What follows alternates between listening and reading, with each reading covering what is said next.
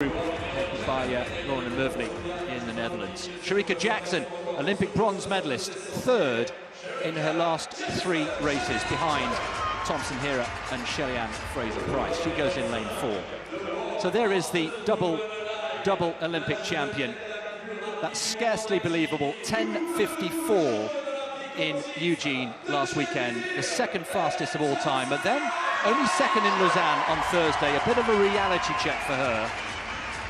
But in 10:64, the fastest non-winning time in history. Dina Asher-Smith, the British #1, the world champion over 200 metres, goes in lane 6, still nursing that hamstring tear that kept her out of the 200 metres final. Majinga Kambundji having quite the season, isn't she, the Swiss #1. Reached both sprint finals in Tokyo and a great win in Eugene over 200 metres last weekend.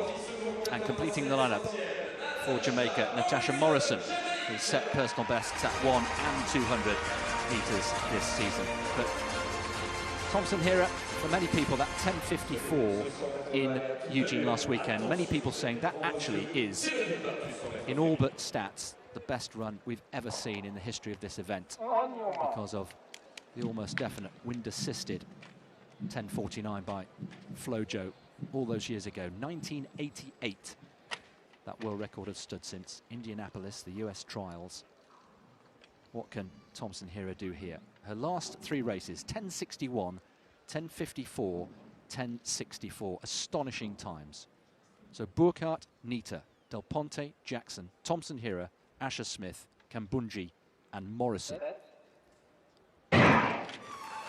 Away first time, the headband of Thompson-Hera going well, pushing her well is Dina Asher-Smith. Thompson-Hera though now through the transition phase into her running. Let's keep an eye on the clock. She's streaking away. 7:72.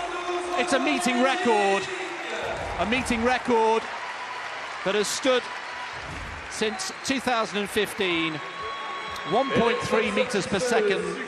A slight tailwind propelling her forward, but well, she returns to winning ways.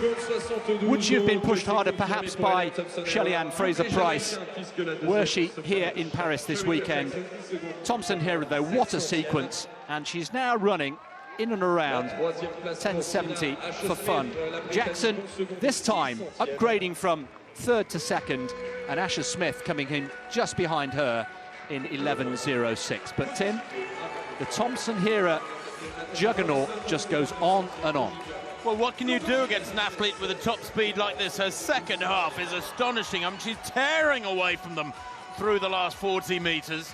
They can simply watch and admire that running from Thompson-Hera, because a meeting record, 10:72, one that was, ironically, as you said, Chris, owned by Shelly-Ann Fraser-Pryce. And in her absence, she's unable to defend it. I saw the email, actually, of the agent that, to the meeting director, pulling her out of the meeting.